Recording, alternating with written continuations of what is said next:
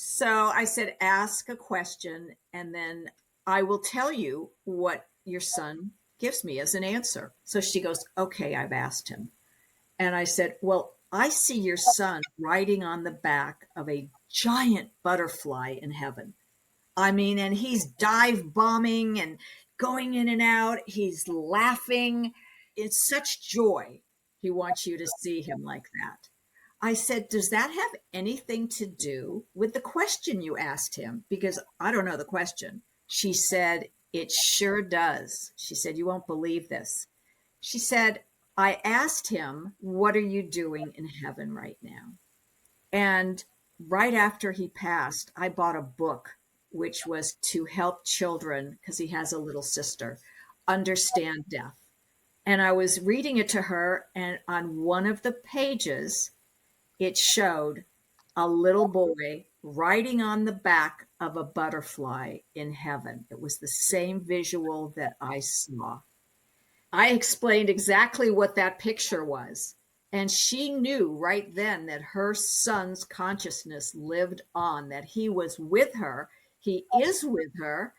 She gave the question, and he was there to know what it was and what to put in my head to tell her. That was profound for both of us, because at that moment, she could look at his passing in a different way. Okay, his body isn't here, his physical sense isn't here, but we're communicating. He knows what I was thinking, and he made you give me that answer. And here's the proof. This podcast is for the soul who knows there is more, the one who's been carrying it all for far too long. If you're ready to let go of old stories, to stop replaying the past and start living from your truth, you're in the right place. This is your moment to release the noise and reconnect to what's real. Welcome to Baggage Begun, Healing Hearts and Minds. I'm Tammy Machmali.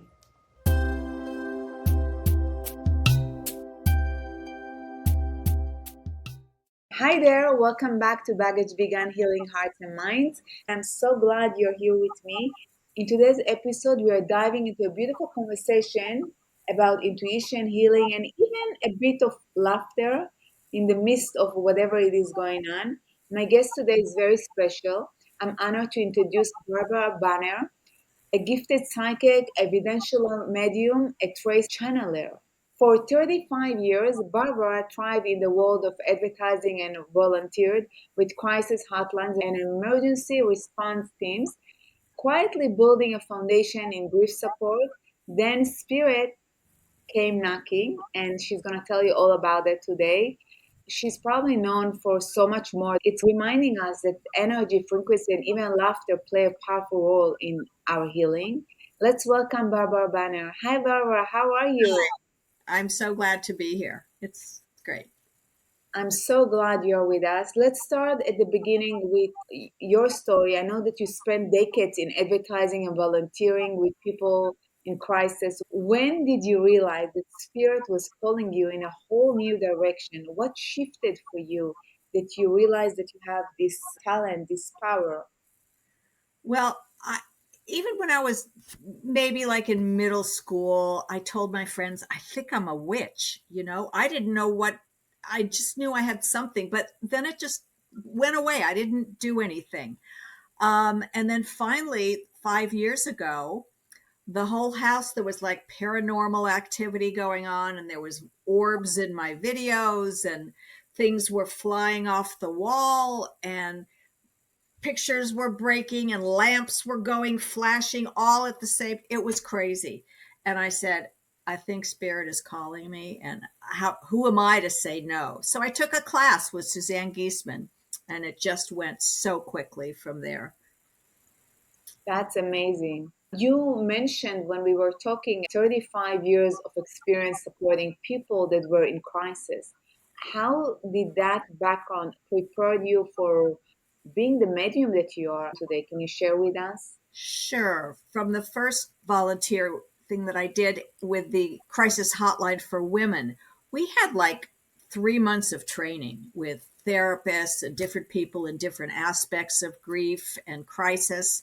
So I had a very strong background in, you might say, therapy, or what counseling, what to do. And the hospital, Cedars Hospital, I also volunteer in the ER, which you just learn a lot, but mostly the crisis response team for the city, where we went to the scene where there was a policeman and a body on the scene, and the family had arrived, or the witnesses that were traumatized.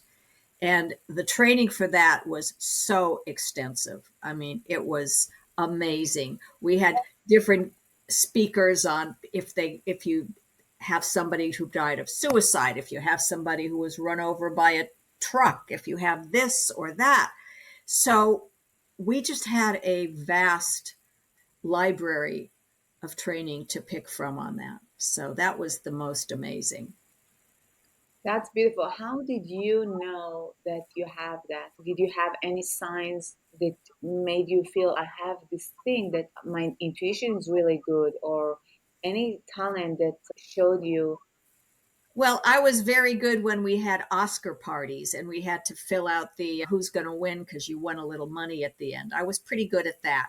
But I'm just saying that I didn't know anything was happening. I felt like I was a little psychic, but not until all the paranormal stuff was going on in the house did I realize, okay, this is unusual to say the least, and I'm just going to go with it.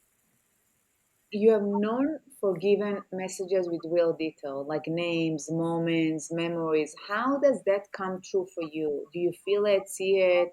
You just know it inside your heart. Do you have a process for verifying the details you share with other people?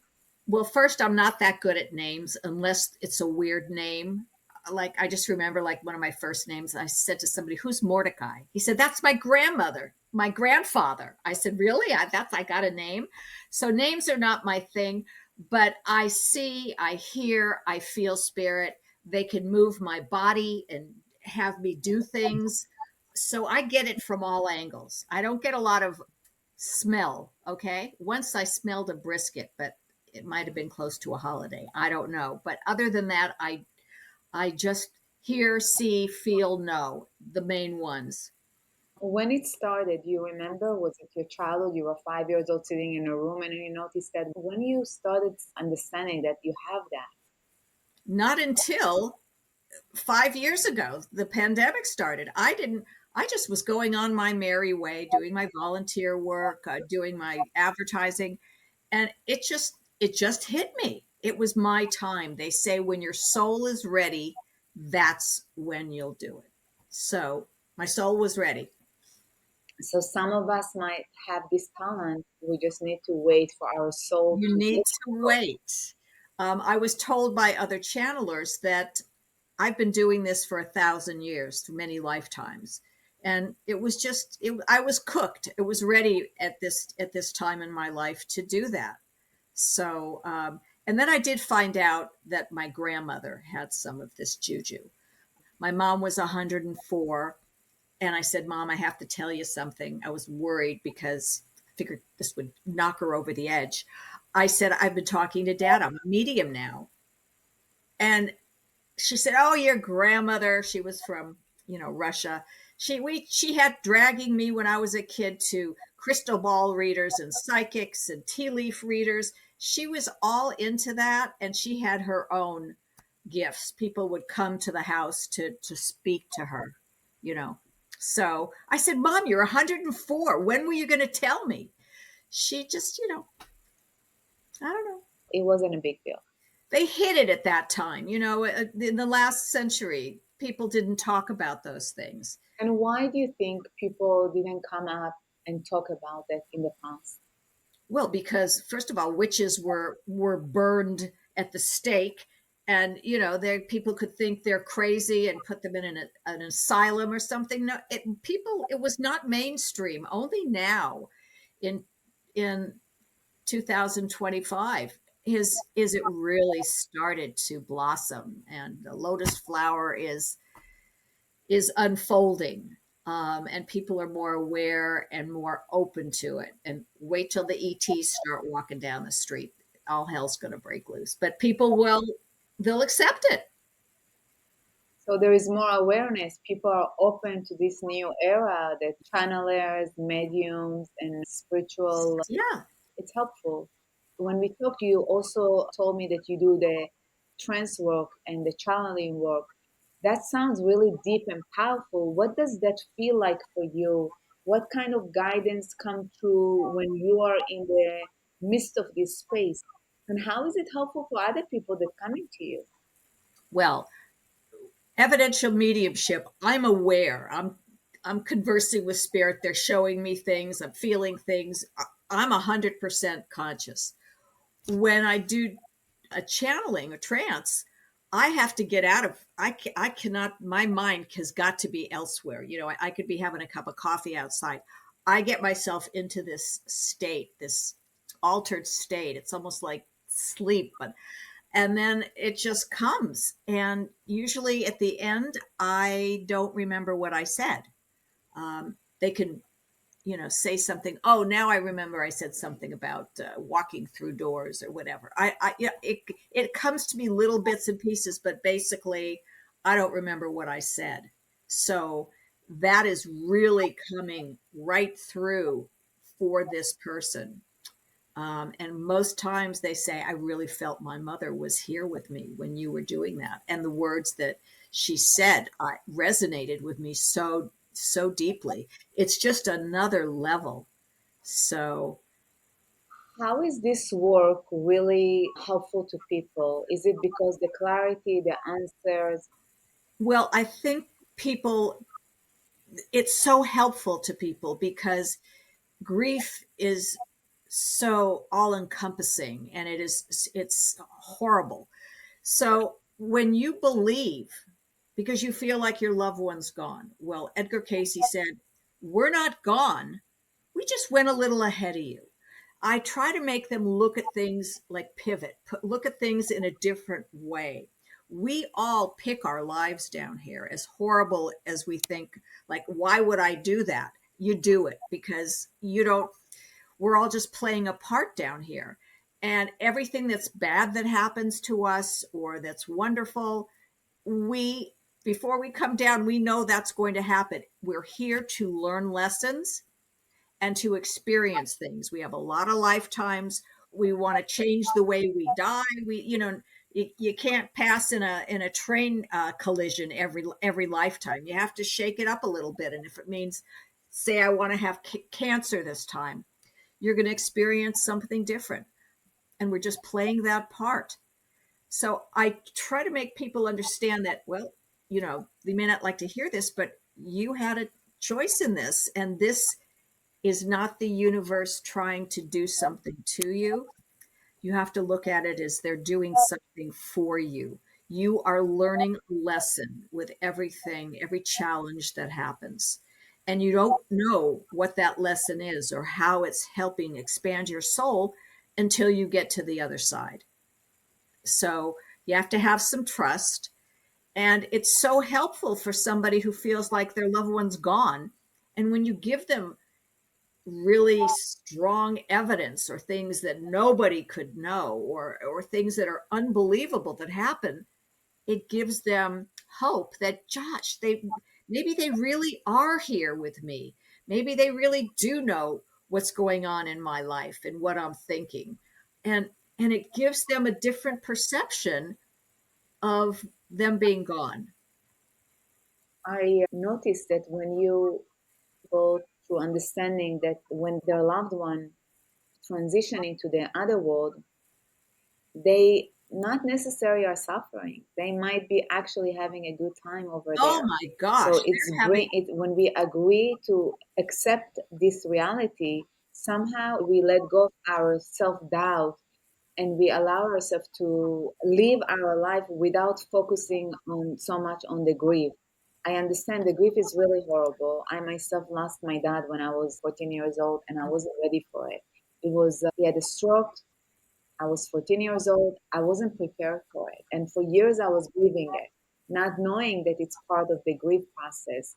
You were talking about people getting relief and answers, and that's really special when we understand we choose our journeys before we come into this lifetime. right. we see that holographically, we choose it, and then we forget. That's the point. They give us amnesia before we get down here. Otherwise, Dolores Cannon, a wonderful therapist, said, if you know what the question is, it's not a test. So if we knew what was going to happen, we don't have the chance to learn how to navigate through situations and solve them on our own, because that's the way we move on. If we screw it up, we got to come back and take the test again. So, and you're completely right, letting them know that the other side is so much better than this side. I mean, everybody's at peace. There's no war. There's nothing except love, and they're with family, and they can manifest anything they want. They want a mansion, 1, 2, 3, boom, you're in it.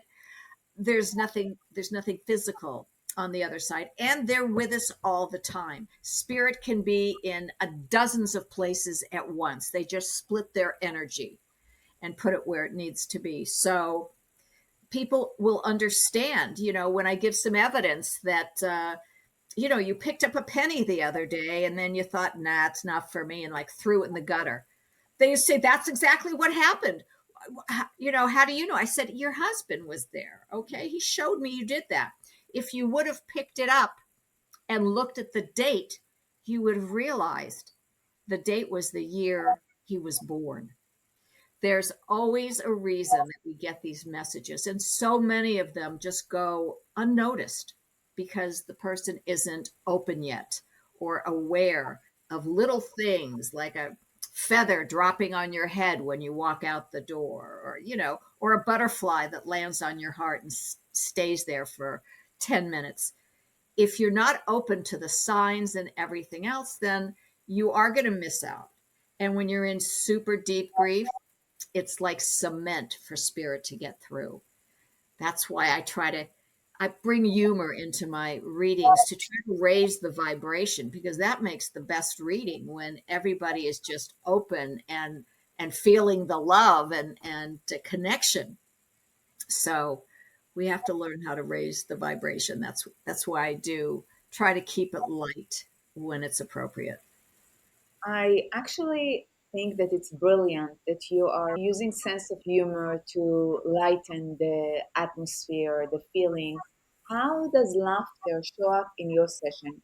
Have you ever seen it shift someone grief? Obviously, yes. But is it shifting it in a big way? How do you bring lightness, even humor, into a very emotional session? Someone is crying, my God forbid, my father just passed away. Can Right. you tell us about the moment? How do you do that? Because oftentimes when people are in grief or going through something, that's time it's important. There is a reason we're grieving. We have the Shiva in the Judaism. There's a reason people take 7 days and then a month and then the whole year to respect the space for the But people. spirit wants you to get over it. They want you to have joy. They want to make sure you're okay. They want to that's what they want. If you want to honor them, try to find the joy in life. Here's one situation which was very profound and was a like life changing for the client. Um, and it's one of the reasons I'm certified with Helping Parents Heal now. That is just an organization I love. I had a mother who came to me, Name? and she What's the name of the organization? Sorry for Helping Parents Heal organization. They can beautiful. take you from the first day of grief till you'll be friends with these people forever. You'll have a community to talk about things, not like when somebody passes, our friends get tired of hearing about it. You got to move on. You got to move on. Well, this is a place you can learn to move on, but you can also feel the way you want to feel. Anyway, I have this woman who lost like a 6-year-old son. And in my readings, I give them a chance to ask a question. Well, they can ask a lot of questions, but the first one, I give them a parameter, and I don't want to know what the question is. I want my head, for a medium, getting your head out of it is the best thing, because you want spirit to be doing all the talking. So I said, ask a question, and then I will tell you what your son gives me as an answer. So she goes, okay, I've asked him. And I said, well, I see your son riding on the back of a giant butterfly in heaven. I mean, and he's dive bombing and going in and out. He's laughing. He's he is in such joy. He wants you to see him like that. I said, does that have anything to do with the question you asked him? Because I don't know the question. She said, it sure does. She said, you won't believe this. She said, I asked him, what are you doing in heaven right now? And right after he passed, I bought a book which was to help children, because he has a little sister, understand death. And and I was reading it to her, and on one of the pages it showed a little boy riding on the back of a butterfly in heaven. It was the same visual that I saw. And when she sent me a picture of Can the you repeat that? I want to hear that. That sounds beautiful. she told me that she had asked her son, what are you doing in heaven? And I had explained that I see him riding on the back of a giant butterfly in heaven, just going crazy and having the best time. And and she said, I asked, what are you doing in heaven? She said, but listen to this. She goes, I bought a book for my daughter on how to explain to them about death of a sibling. And she said, and in the book was a whole page of a picture of a little boy riding on the back of a butterfly in heaven. So I explained exactly what that picture was. And she knew right then that her son's consciousness lived on, that he was with her. He is with her. He she gave the question, and he was there to know what it was and what to put in my head to tell her. That was profound for both of us, because at that moment she could look at his passing in a different way. Okay, his body isn't here, his physical sense isn't here, but we're communicating. He knows what I was thinking, and he made you give me that answer. And here's the proof: this book that has a page of him doing the exact same thing. So when things like that happen, they are life changing. So people somehow get answers, they get clarity, they understand that life moves on, and maybe they agree to accept something different now that they finish this chapter, because there are endings, of course. Unfortunately, they are sometimes uncomfortable and we lose people. Maybe now it's okay to be happy, and even though our brain sometimes want to keep us safe with the trauma, maybe to understand that it's safe to now to let go. They're okay if we are happy in this lifetime. Yes. And that's all they want for us. They want to make sure we're happy, that we go on and not mourn all the time, and look for ways to connect and know that their little brother is here. Like have movie night and play one of his silly comedies that the family watched with him, so that they can bring him into their life. They want to be part of our life even though you can't see them. They have not physical, but they want to be part of it. If his favorite meal was spaghetti and meatballs, when you're having spaghetti and meatballs, put a plate there for him, okay? And say, what would you ask your brother right now if you could see him? Bring him into the conversation. They don't want to be forgotten. They want to be part of it all. Talk about him often. That's what they want. They Is want you to feel the love that he has for everybody. in Judaism, oftentimes we pray for the soul, we light the Ner Neshama for their soul. Is there something that we can do that you can guide us with to elevate their soul even more? Because we say their name and we celebrate them. Is there anything else? You said, oh, just be in communication, even though physically you cannot see them, yet their spirit is there, they're guiding you, they are helping you probably. I oftentimes feel, I know that where I am today, it's my dad is still with me now. Absolutely. Little signs that they give you, they're wonderful. Especially kids are great at signs. Um, I had a, a mother whose daughter died around 16, and she never had a conversation with her because she couldn't speak. She had really physical challenges.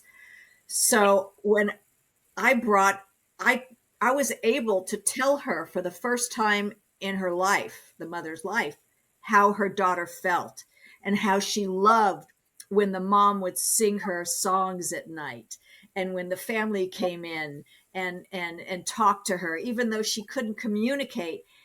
It gave her such joy, and the mother was always worried. My daughter, I wonder if we're doing the right thing and if she knows that we're doing this and taking her to all these places to expose her. And the daughter just repeated all these things that the family had done for her. So the mother knew for the first time in her life that she was doing all the right things, and her daughter just couldn't have been happier that she was in this family. They want you to not have guilt, especially if you have somebody who took their own life. Um, they never want you to feel guilty because when they unzip their human suit, that's it. All of it goes away. They are just at their best essence. If they were had a bad temper on this side, doesn't mean they have a bad temper there, but they will show you that so you know it's them. Is there somebody in your family, I don't know, with your father, your grandfather, who had a bald head at the top and he was sort of tan and It's just hair around the side? my dad. It's actually my Okay, I got goosebumps. All right, so he's here. Um, yeah, very smooth on the top, very smooth, no hair out there. Anyway, they just what were we talking about? He distracted me. They keep their essence of a good. That's why he's pushing my buttons here. That they keep their if they're funny on the other side, they have a great sense of humor on this side and both sides. So they keep their real essence. oh But he has this like smile on. He has like a little smirk. He's like yeah, exactly. That was my dad. Exactly. So thank you for saying it. I Um, also feel that he couldn't really be mad at you, but he might like shake his finger at you or something like. But inside, he just couldn't. He just adored you so much he couldn't do anything. But I feel like was he a finger shaker? the finger Oh, shake is that I wish I could be here and do more for all of you. That's my dad. He was adoring me. Most of my values today of giving so much love, being so much love, being authentic, very integral, it's from him because that's the memories that I had from him, nurturing, loving. So yes, and one more thing that I'm. Did he have some gold in one of his teeth? yes, Okay, it's almost like a frame, of yes. right, now you got to let me go and finish this, Pop, okay? And we'll bring you back, as soon It, as possible. it's special because our listeners, our viewers, they can understand that that's actually another woohoo. There are books, science about that. We are not just witches and talking nonsense. It's Right. actually happened. And if you witness that, you start respecting this field. I'm going to move to asking you about energy and vibration. For someone who's listening, who's new to the whole idea that we're talking about, what does it really mean to raise your vibration? Any tools to guide people to raise their vibration? Because we do it every day when we shift our posture, shifting my posture, raising my voice. How can you guide someone to raise their vibration? Because you're talking about that a lot. Okay. So, one of my great teachers would say to raise someone's. Do you have a dog? I used to have a dog, Coco. Okay. You know that love for a dog that you just want to like kiss them and you just can't get enough of them. You love them so much. It's recreating the feel of love because that is like the highest vibration and gratitude. When you can just talk to yourself and say, I am so grateful. I have the most wonderful family. You can feel it. You can feel the tingle, when, because those are the things that raise your vibration. And it brings you closer to your loved one who is at a much higher vibration. The way mediumship works is your dad lowers his vibration, and he can think of some food he hates or whatever, and we raise ours, and we need to meet in the middle. That way we can talk. So, and you can do that with meditation, and you can have, there's a lot of free meditation out there. It's all on YouTube. Just put in Dr. Joe Dispenza, vibration raising. A million people, just anybody can raise your vibration through meditation. The thing with meditation, it's to clear your mind, to And take everything out. That's why it's good to do it at night before you go to sleep, because you're half asleep anyway.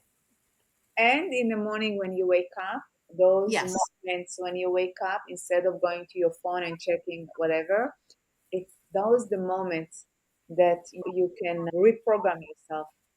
If we are not tapping into any meditation, I believe that raising our vibration, it's every time we tap into state of empowerment through loving someone, being grateful, the laughter raise our vibration, movement, going Yes.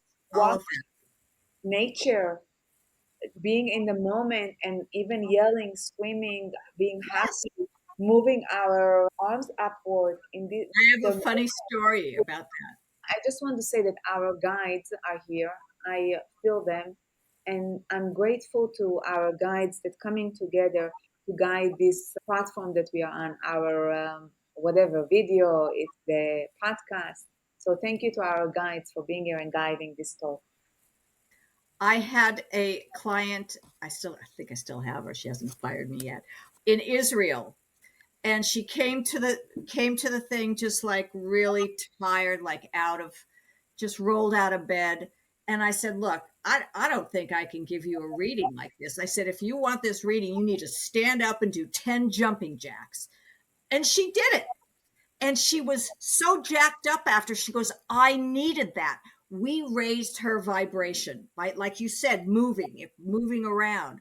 So somebody could just as easily as get up if they're unhappy, wake up, in a bad mood or whatever, and get up and do some jumping jacks and get things moving, and think of wonder, think of love, and think of your animals that we can do it ourselves. Wonderful. For me, it's every time I have a moment, I just tap into grounding, and it was really affecting my mood, grounding myself. Yoga, meditation, writing, prayer, and laughter. A lot of time I just put funny videos on things that go with people that make me feel good and laugh. You're so smart, because laughter is like medicine. 15 minutes of laughter equals 2 hours of restorative sleep. That's how powerful it is. I always say, if you're sad, just go do something, go put on a song your son loved, or a movie. That Bring the family in, and it can raise everyone's vibration. Laughter is the best medicine. beautiful. So we are in December, first week of December 2025, and I am feeling this energy of things leaving us, shifting. We're finishing a chapter, we're finishing year 2025, which is a nine number in numerology. I'm a lot about number. You started talking about seeing symbols or numbers. I started seeing it since I was very young, and now I just put it together in a very clear way, which helping me, helping other people, because you get answered and answers are clarity, and then you can move on when you are open to it. You agree to receive something bigger, better. So, how do you see this line of work guiding, helping people to actually close the chapter and understand that it's okay? Enough with the self doubt about what's happened, where are they at, and to choose to connect yourself to this abundance that life is amazing. Life is so beautiful. You have gifts, you have contributions, right? Something happened to you that was part of your journey and it's over. How do you guide them to accept the reality with love? It's okay for you to laugh, even if someone transition. It's okay for you. Exactly. Well, I can't change anybody's mood, if they're in deep, but I do tell them, because this is I always getting new information because you have to keep learning. But when something challenging is coming your way, there's two ways to handle it. You can either go with the flow or you can fight it. And what I learned is if you want it to get over it quickly, just go with it. It's there for a reason. You can't make the wrong decision, because if you do, that's a lesson. You need that lesson, okay? Um, but if you have this challenge, just go with it. Just let it happen. Work with it. Do the best you can, but don't keep fighting it like you're going to not make it happen, because all you do is lengthen the time of your misery. If you feel you're getting a sign, leave this person, it's not good for you, it's toxic, you're getting those messages for a reason.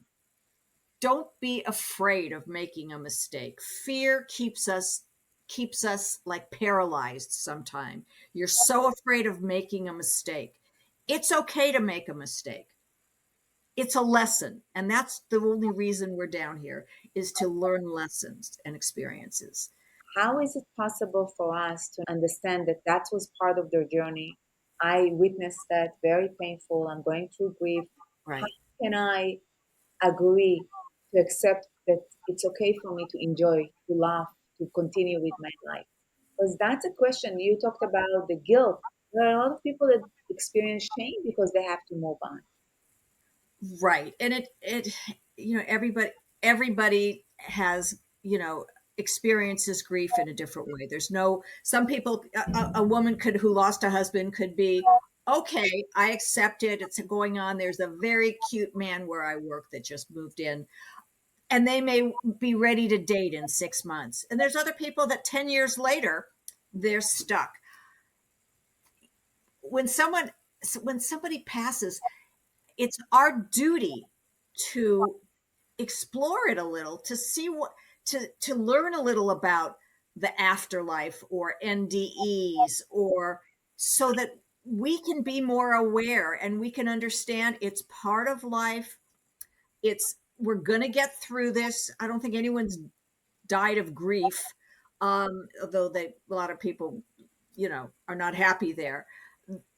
We just I well, in every reading I say your loved one wants you to be happy. They are here to help you through this, to give you signs, to show you they're still around.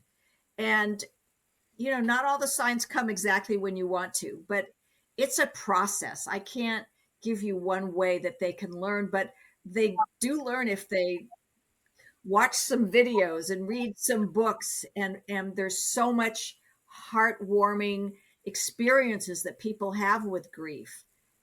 They have to do a little work too.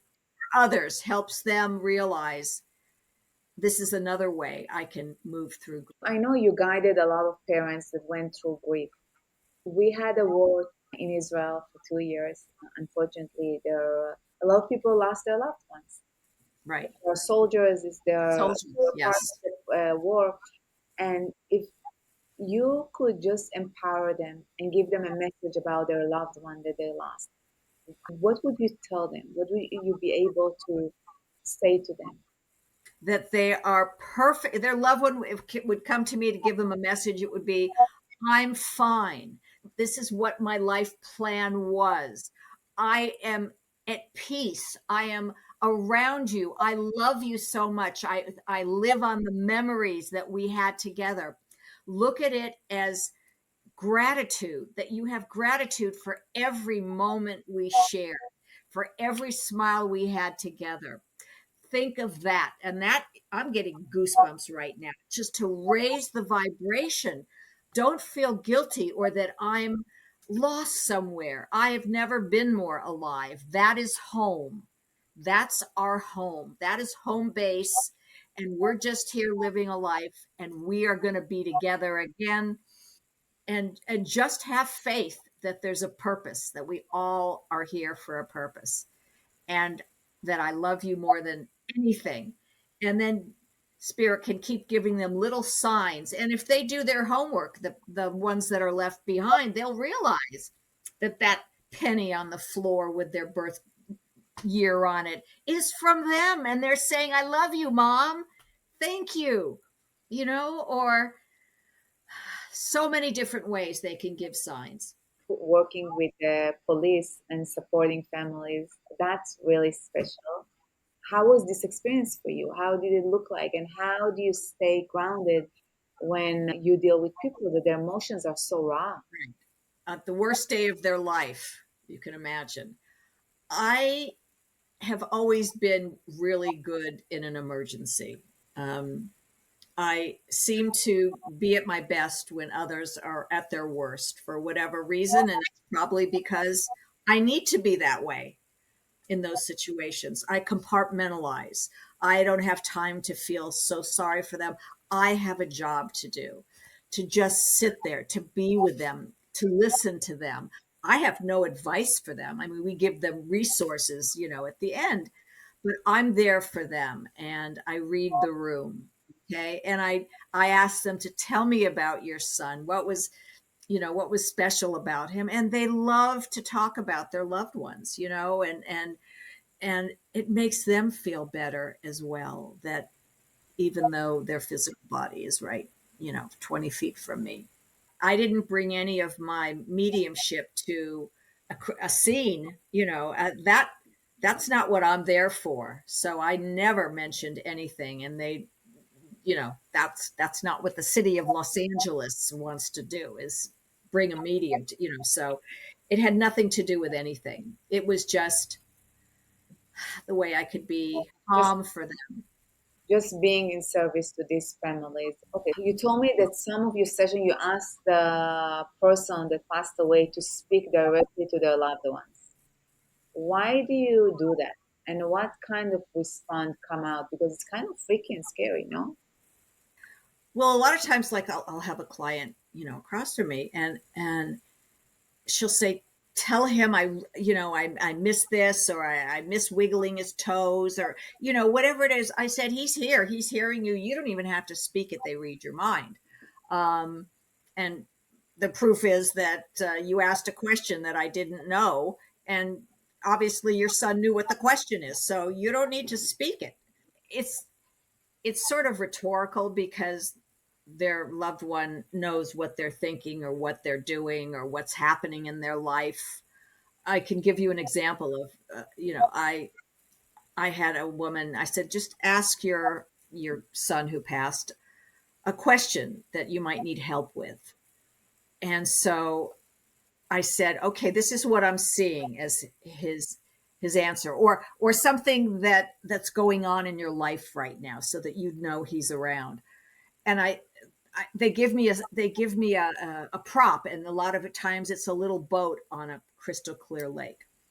And I said, you're in the front of the boat rowing, your son is in the back helping you, just being there for you to keep you guided. But all of a sudden the boat splits in half, and you're you're jumping from one side to the other, trying to straddle it. You don't know which side to be on, and you better make a decision, because it's going to sink. I said, does that make any sense to you for what the question was? And she said, it really does. And she said that in her life right now, she was in a terrible position, that she had an issue going on with the family, and she didn't know which side to be on. Her daughter was telling her something about her new husband, and the new husband was telling the wife about the daughter, and they were disparaging each other, and she didn't know who was lying and who wasn't. And she said she had to pick, and she didn't know how to do that, because if she picked her daughter, her husband would leave her. If she picked believing the husband, the daughter wouldn't speak to her anymore. So, the the son showed me what the situation was, and he wasn't going to make a decision for her. Some things we have to do for ourselves. We have to follow our intuition. But that's just another way that spirit knows what's going on in your life. And they show it to me in an interesting way. The boat's sinking and it's in two pieces. Which side are you going to jump on? A lot of people believe in energy work and mediums. How do you explain what you do to someone that is skeptical and not really open? Oh, Maybe open but skeptical. well, I can give you a short little thing about one of the most skeptical clients I had. When you open up Zoom, and they've got their arms folded and the body language is, I don't believe what you're doing. And they start asking you questions like, what pajamas was I wearing last night, or where was I 4 days ago? Okay, you know that the session's not going to go well. And so I she wasn't ready for this, and she had a daughter. So I sort of ended it, refunded her money, and that was that.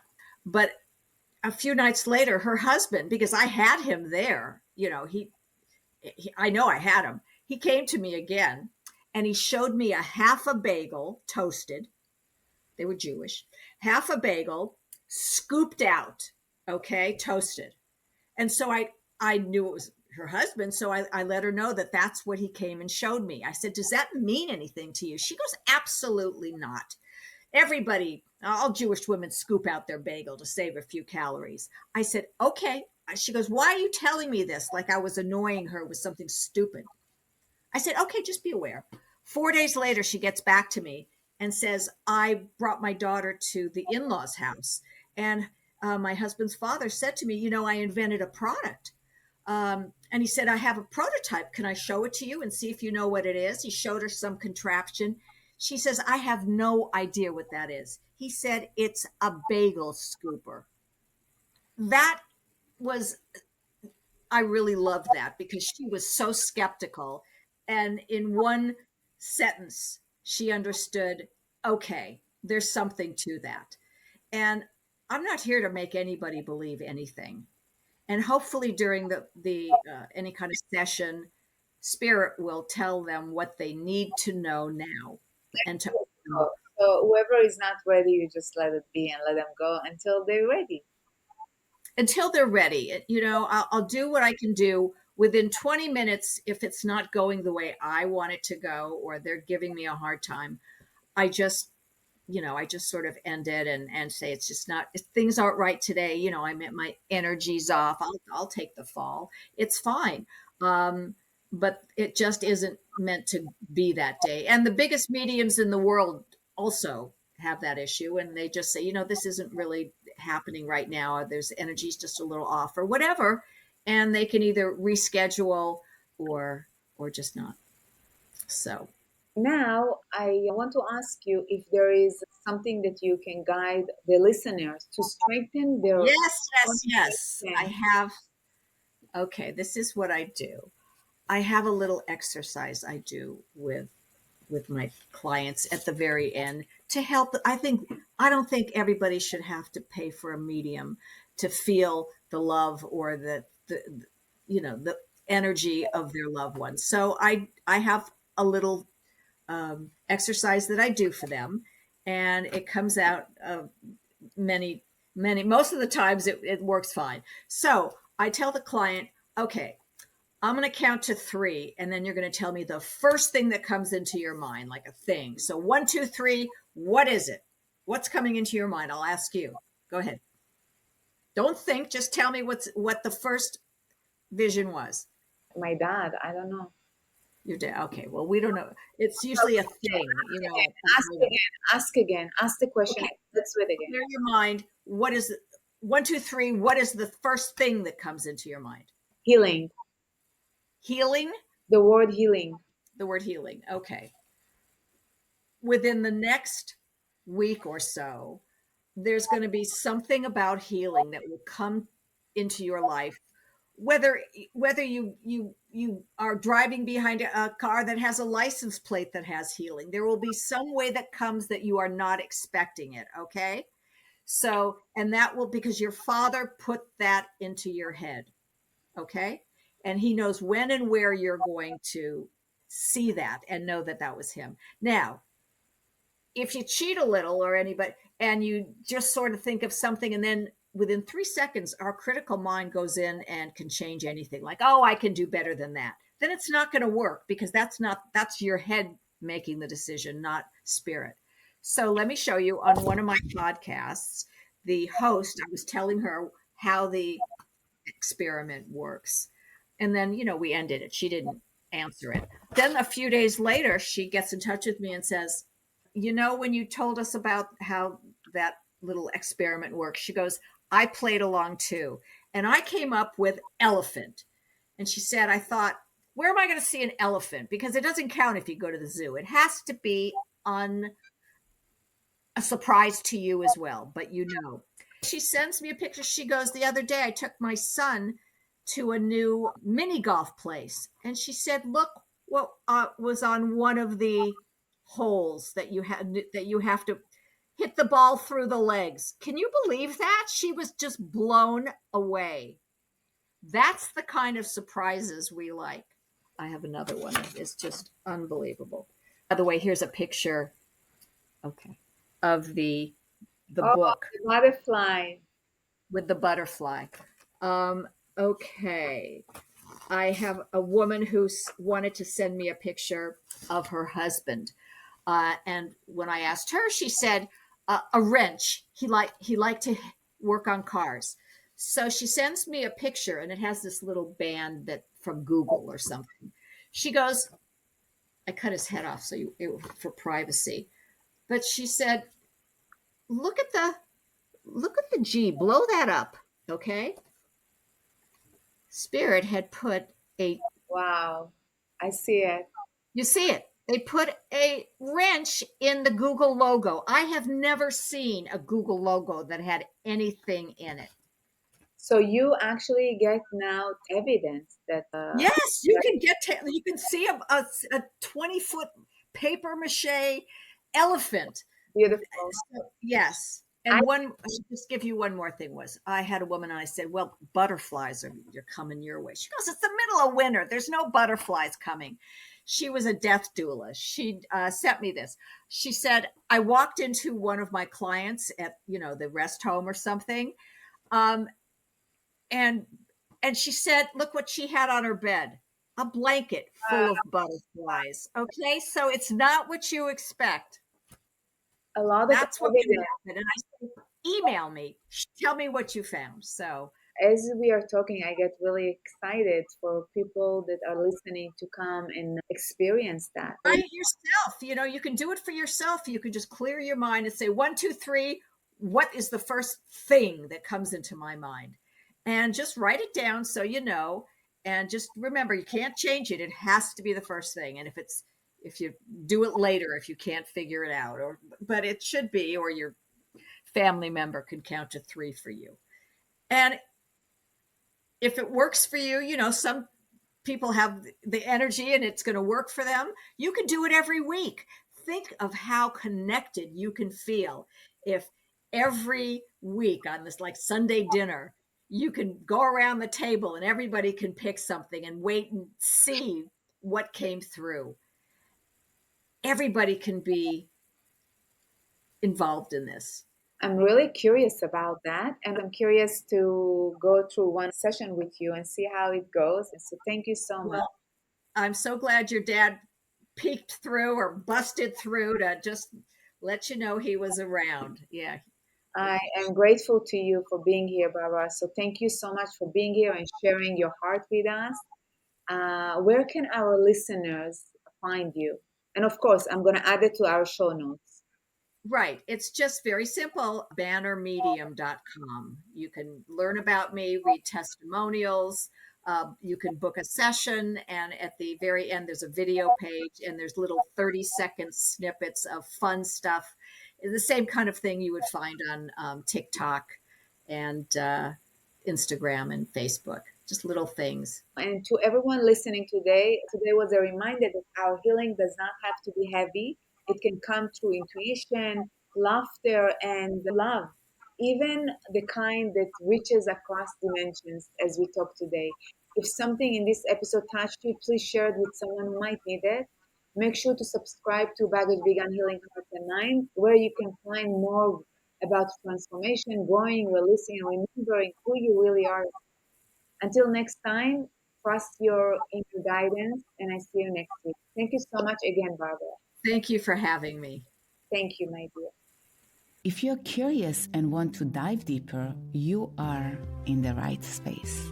I ask you to look within for all the things that you want to do, be, and have.